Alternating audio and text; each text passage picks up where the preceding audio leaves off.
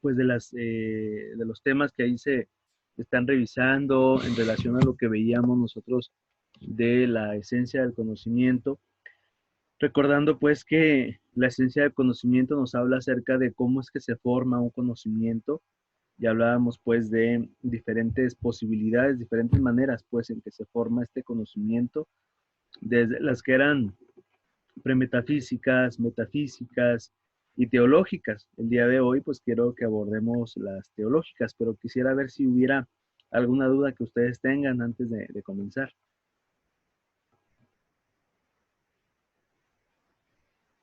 ¿Todo bien? Sí, de mi parte sí está todo bien, profe. Ok, gracias Monse. ¿Alguna duda? ¿Los demás? Scarlett, No, profe. ¿todo bien? Carlos, Sara, gracias.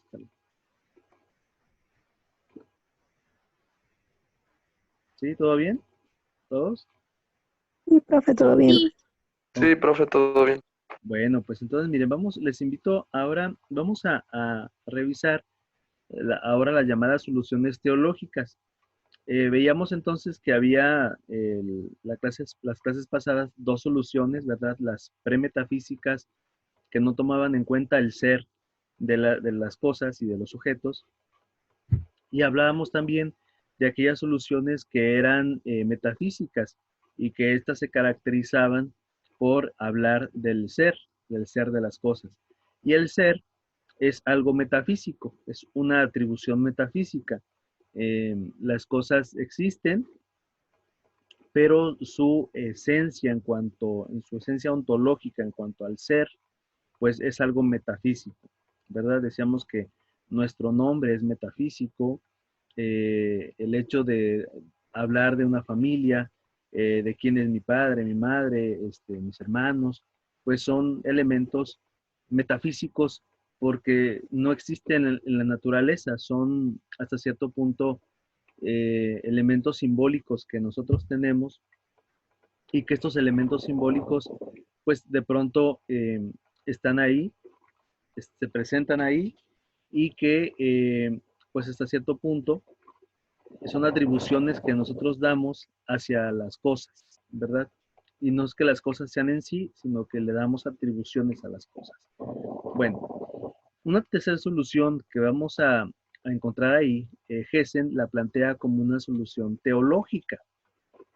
La palabra teos en griego significa Dios. Entonces, de pronto, la manera en cómo epistemológicamente se trabaja el tema de la esencia del conocimiento, pues es a partir de la idea también de la existencia de una entidad, o sea, de algo que sea puramente metafísico, ¿verdad?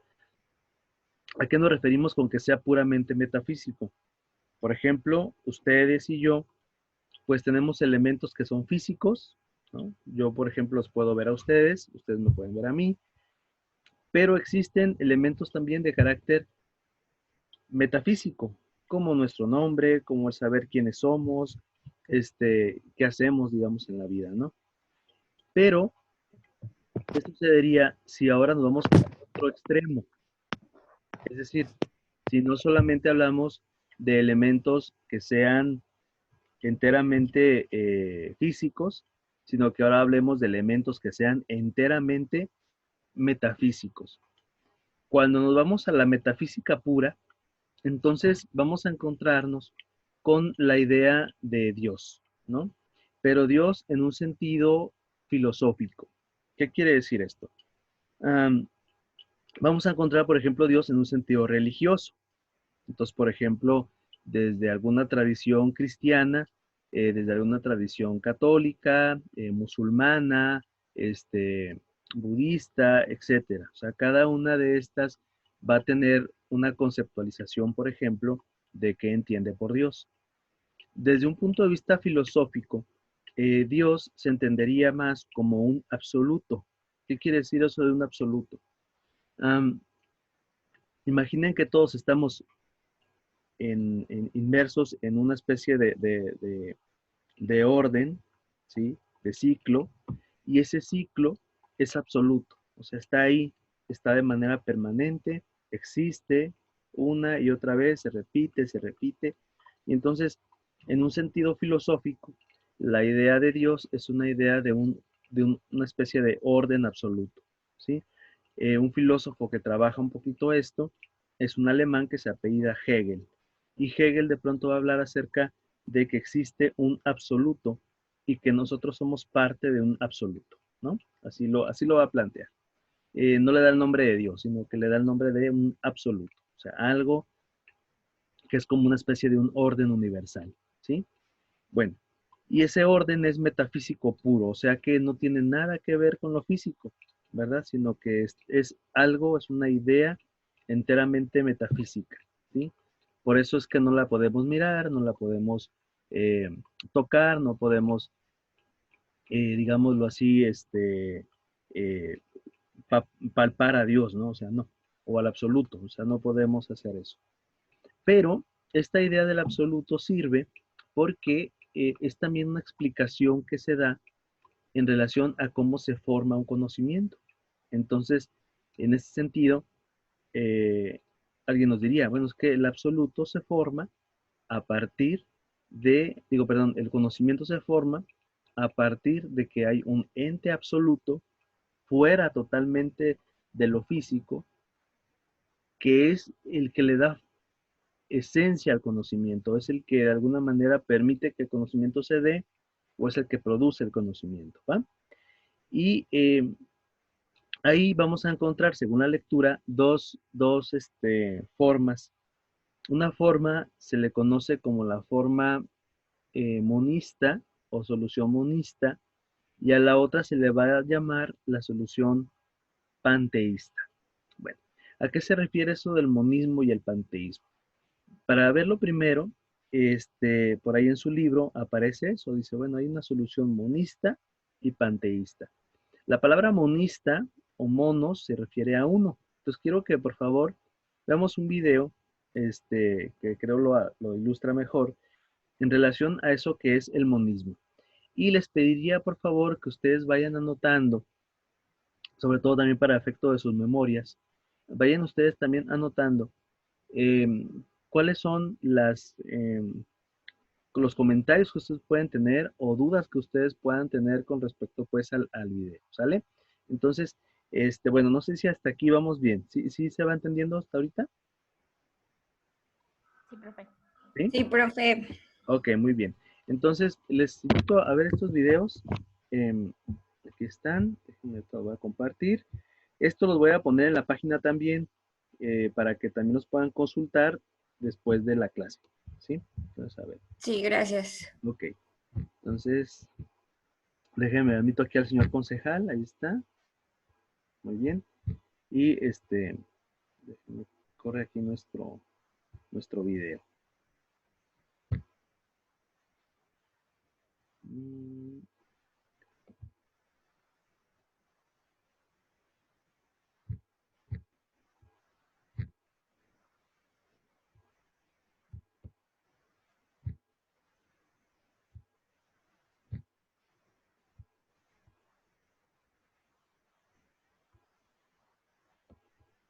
un momentito, ¿eh?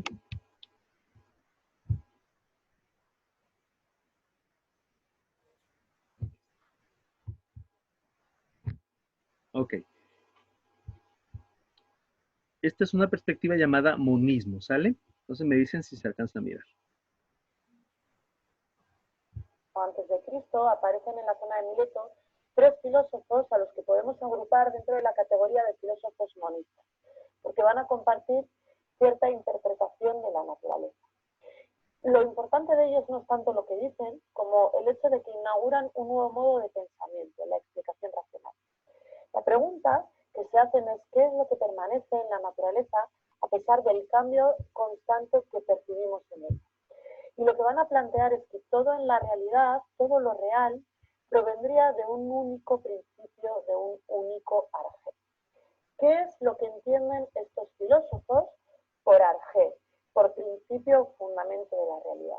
Por un lado, para ellos el arjé va a ser el origen de todo lo que hay, pero también va a ser el sustrato del que todo está compuesto y la causa de la realidad. ¿Por qué decimos que el arjé es el origen de la realidad? Porque para estos filósofos todo en la naturaleza provendría de este único principio. ¿Por qué decimos que es un sustrato también?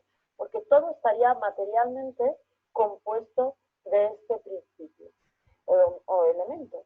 ¿Y por qué es la causa? Porque es la razón por la cual todo existe en la naturaleza, en la realidad.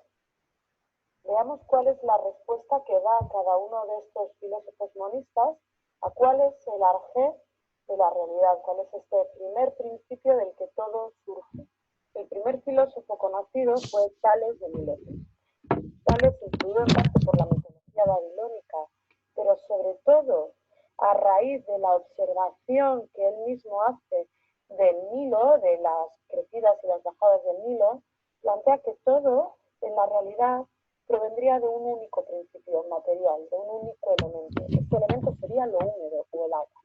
Y llega a decir que todo son alteraciones del agua, que bien por condensación, bien por dilatación, se irían formando, irían surgiendo los distintos elementos.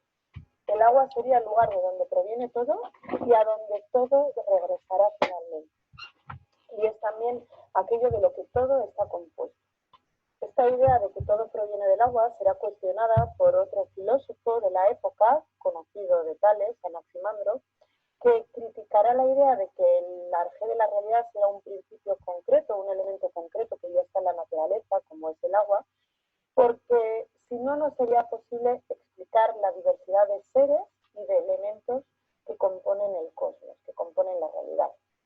Entonces, lo que va a plantear es, dado que el arjé no puede ser algo determinado, algo concreto, una sustancia particular, este arjé tiene que ser algo, un elemento lo suficientemente indeterminado como para que sea posible que a partir de él surjan todos los elementos materiales que hay en la naturaleza. Así dirá que el arjé es lo indeterminado, es el apeiron. Apeiron significa lo indeterminado o indefinido en griego. El apeiron tendría las siguientes cualidades. Primero sería un elemento infinito, con cualidades indeterminadas, como hemos dicho, del que todo surgiría y al cual todo volvería, y además sería eterno. Y el paso de lo indeterminado, del estado de indeterminación a estar determinado, a convertirse en un elemento concreto de la naturaleza, se da por un proceso de separación gracias al hecho de que está en constante movimiento, lo cual hace que de él surjan por separación lo frío, lo cálido, los contrarios. Y de estos primeros contrarios, lo frío y lo cálido, todo lo demás. El último de los filósofos monistas fue Anaxímenes. Anaxímenes, discípulo de Anaximandro, aceptó de él que el arjé de la naturaleza, de la realidad, de este principio último de la realidad, de que todo surgiría, tiene que ser algo infinito, eterno y en constante movimiento, características que Anaximandro dio a la Teira. Pero sin embargo, frente a él, no podría ser algo indeterminado, sino que tiene que ser algo que ya esté en la naturaleza, que forme parte de él. Esto para él será el aire. El aire, por tanto, para Anaxímenes será el arjé de la naturaleza, de la realidad, el fundamento de la naturaleza. Y de él, del aire, surgirían todos los demás elementos gracias a dos procesos que el aire sufriría. Un proceso de condensación y otro de rarefacción, es decir, de hacerse menos denso, menos condensado.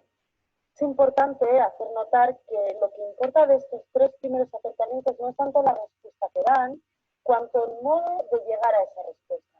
Es un modo que se basa en la observación directa de la naturaleza, de la realidad, que no se basa en los mitos y que no se basa en la autoridad, que exige además justificación racional, fundamentalmente. Observación de la naturaleza y justificación racional. Eso es lo que nos importa, el cambio y la ruptura que supone con respecto al pensamiento mítico. Muy bien, bueno, pues ese es uno de los videos. Y de ahí, no sé si alguien quiera comentarnos qué puede rescatar de esto.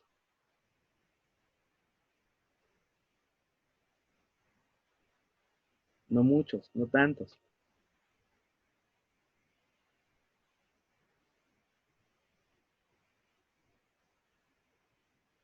¿qué nos puede decir del video, Miros? ¿Qué nos cuenta?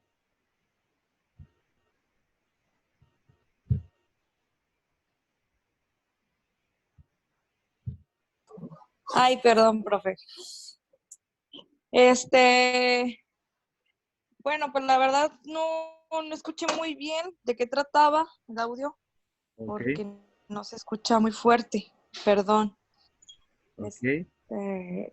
No sé si tenga otra manera de que nos lo pueda explicar, porque en sí es un tema medio complicado y pues el audio no se escucha muy claro.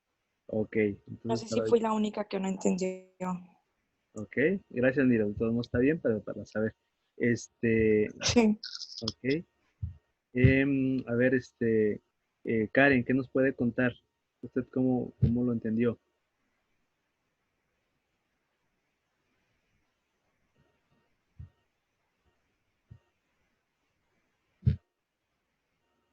Karen Hernández, ¿anda por ahí?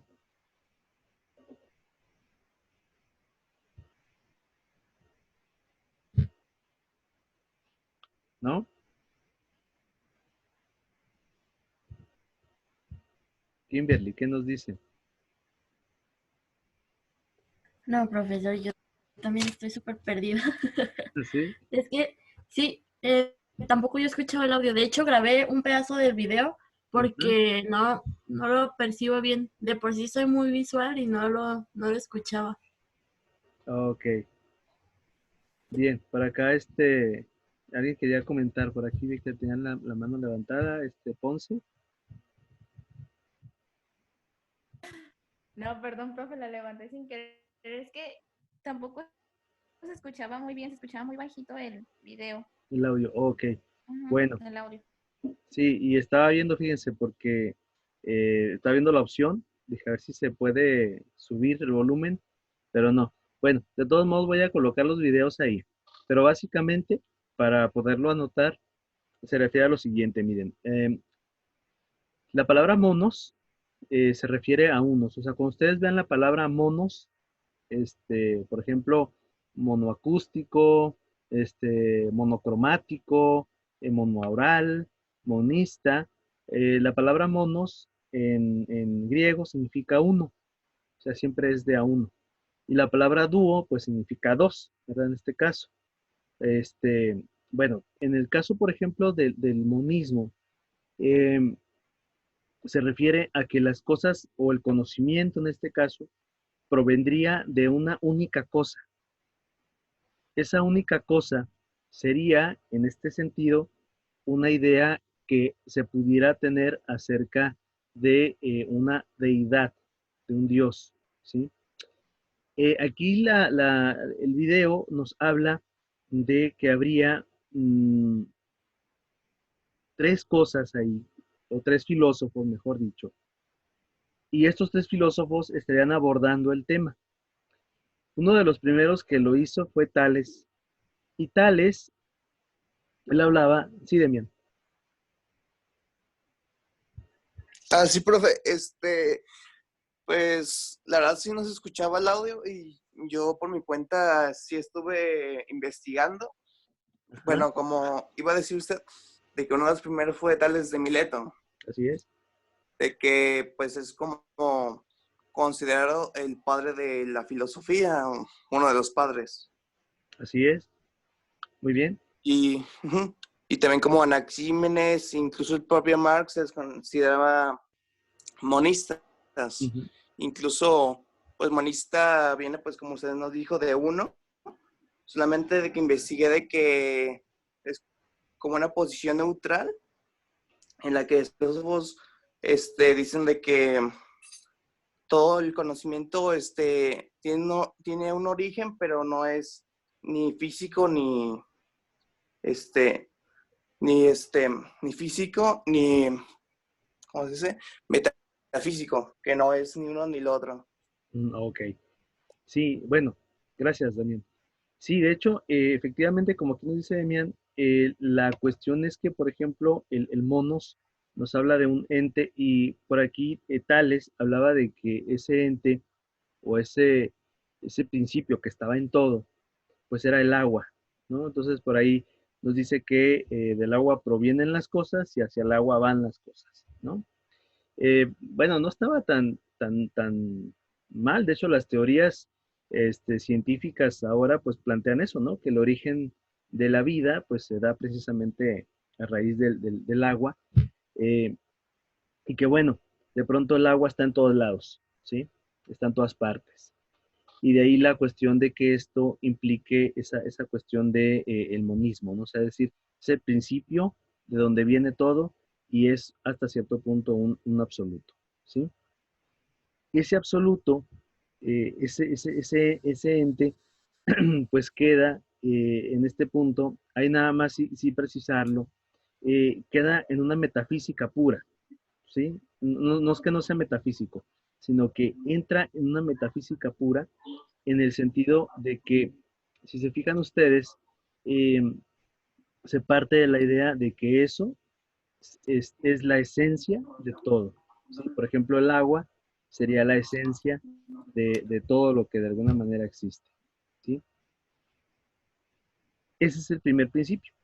Después tenemos a Anaxímenes y Anaximandro.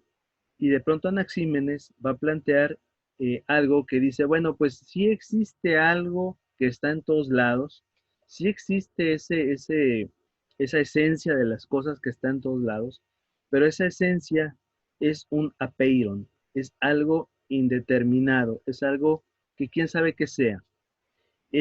Algunas tradiciones, sobre todo, por ejemplo, la tradición judía, hablaba de Dios como una especie de indeterminación, o sea, que no habría un nombre para Dios.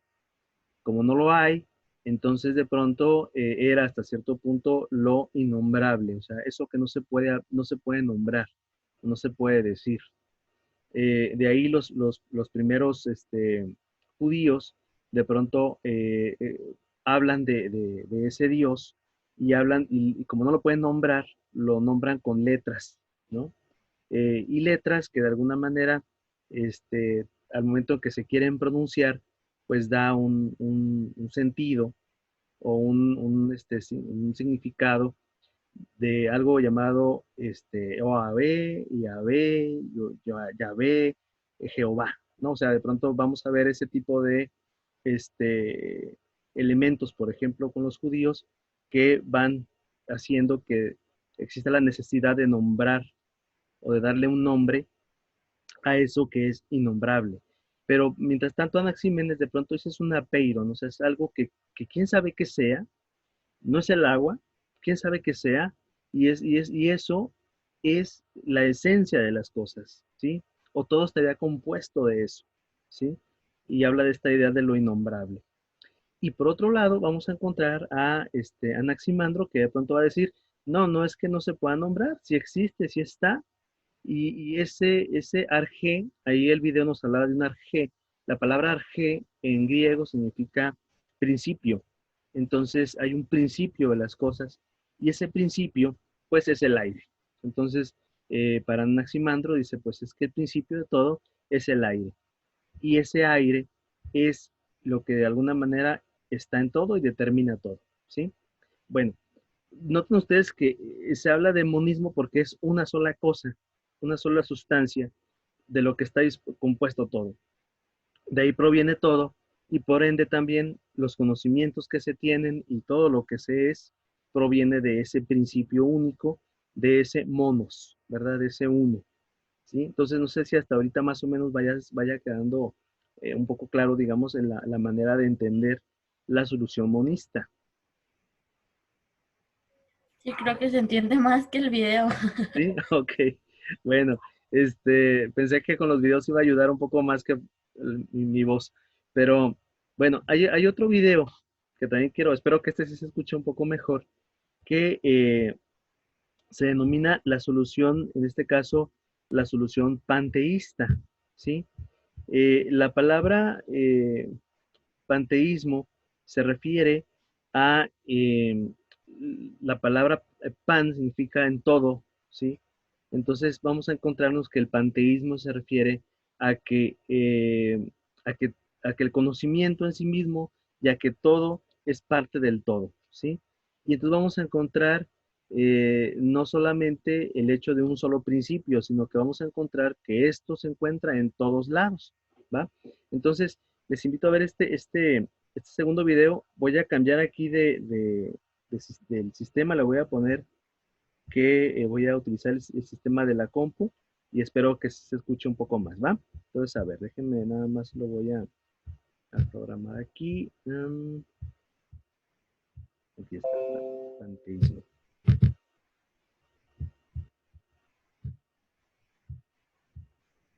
Panteísmo, del griego pan, que significa todo, y teos, que significa Dios.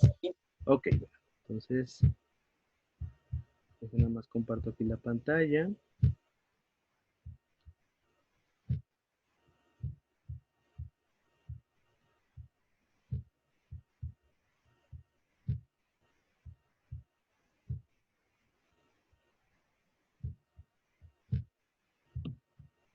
Ok. Y a ver, voy a utilizar el audio de la computadora y espero que se escuche, ¿va? Ahí va.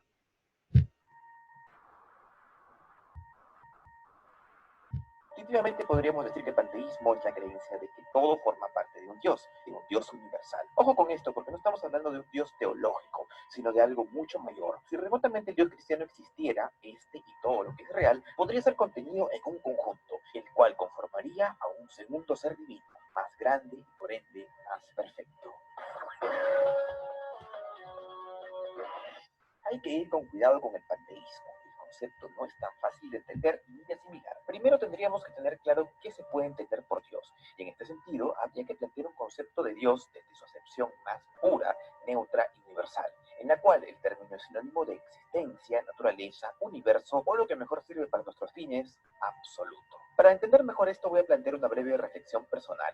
De cierta forma, nosotros somos los dioses de un sistema constituido por miles de millones de células, bacterias y otros microbios. La totalidad de esto da como resultado un ente muy superior a la suma de sus partes. En cierta forma, nosotros somos esos microorganismos, y aunque no sabemos qué grado de conciencia tienen de forma individual, cada uno de estos seres en conjunto tienen o tenemos, ya que estamos hablando de una persona, una visión muy superior que podría ser considerada en comparación como una forma de divinidad.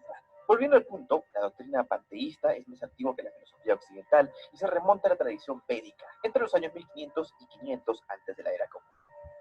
Los hindúes creen que el principio divino del todo es una unidad y que la percepción de la multiplicidad es ilusoria e irreal. Para ellos, el Brahman, la idea hinduista de lo sin forma, el absoluto, es la realidad detrás del velo de Maya, que es la ilusión de sentirnos separados del todo. Maya es también la diosa de las apariencias y lo fenomenológico. Y así podríamos volver a la metáfora del cuerpo humano, donde cada microorganismo tiene conciencia de sí, sin considerar que solo existe como parte de un todo, en una forma de vida que probablemente nunca llegue a comprender.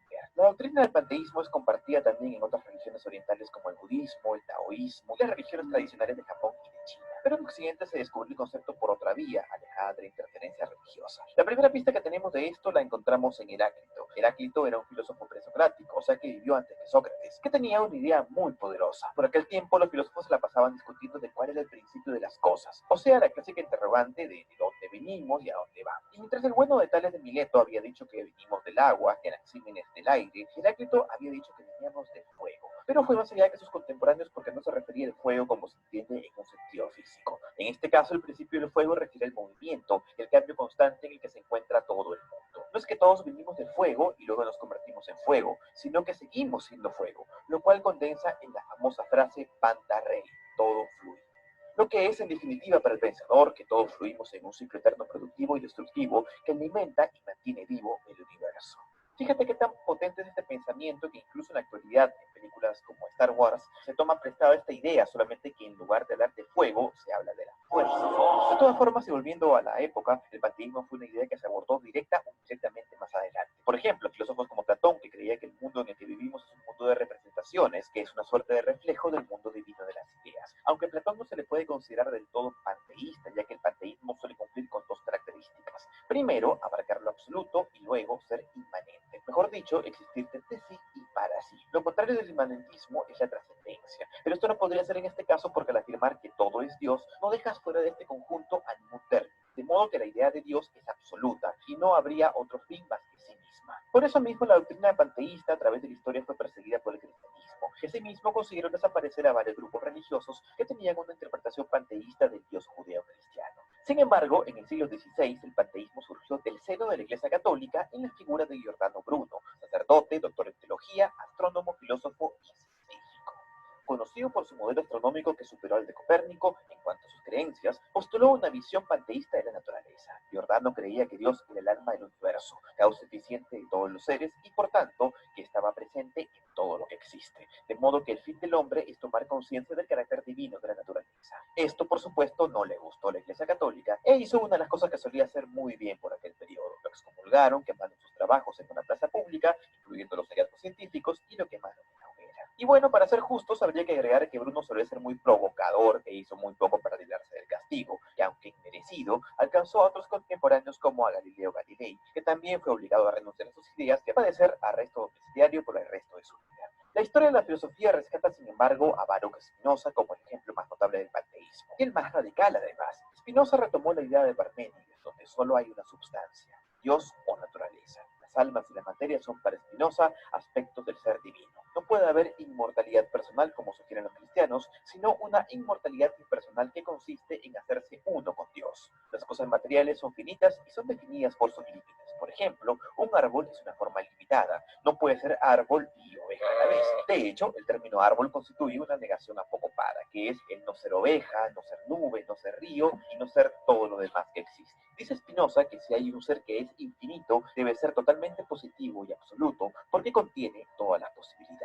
Muchos han perseguido el panteísmo por parte de religiosos y no religiosos. Después de todo, creer que Dios es todo es el opuesto total de quien cree que Dios no existe y por tanto que Dios es nada. Sin embargo, y como comentario final, debo decir que algo dentro de nuestro entendimiento debe avalar el pensamiento panteísta. Después de todo, de ser una idea más antigua que el cristianismo, ha aparecido en varios momentos de nuestra historia, sin escuela y en las mentes de muchos de los pensadores más prominentes de todas las eras. Pueden darse de ello en nuestro tiempo personajes como Albert Hoffman, Albert Einstein, Friedrich Nietzsche, Carl Sagan, Emily Dickinson y Nikola Tesla. Si este video te gustó y quieres venir por más, te invito a suscribirte a mi canal o también a seguirme por las redes sociales. Y si ya lo hiciste, también puedes compartir este video con tus amigos. Se despide de ti, tu amigo José Aguirre, y espero verte en una próxima oportunidad. Hasta.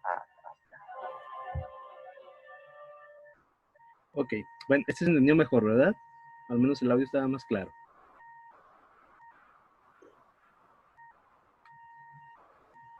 Sí, profe, sí ¿Sí? se entendió mucho mejor. Ok, muy bien. Bueno, ¿qué opinión podemos tener respecto de lo que ahí plantea? Plantea varias ideas, ¿no? Pero en particular me gustaría que pudiéramos ver alguna de ellas. No sé si alguno tenga alguna opinión con respecto de esto o alguna pregunta. Sí, Daniel. Sí, profe. Pues el panteísmo nos habla, pues, sobre de que todo el universo, pues, es Dios. Pues a lo que se refiere sobre la deidad. De hecho, por ejemplo, ahí en el video habla sobre lo de Spinoza, de que en sí, no como nos explica la Iglesia Católica, de que todos tenemos alma, sino de que la inmortalidad del alma es hacerse uno con el todo, uno con Dios. Así es. De hecho, por eso... ¿no? Sí, adelante. No, siga, profe. Siga. Sí. Y pues nos habla así como, por ejemplo, lo de Demócrito, que decía que todo fluye, de que lo del fuego, que de hecho en varias religiones, por ejemplo, en la judeocristiana, decían de que, por ejemplo, cuando se le apareció a Moisés, Dios, en un arbusto de llamas, le decían como también fuego, o fuego exaltado, o fuego blanco a veces. Y, por ejemplo, toma ese ejemplo de Star Wars de que todo fluye por la fuerza. Así es. Tiene todo... Así es. Bueno, perdone, voy a interrumpirle un poquito porque se va a cortar aquí el sistema.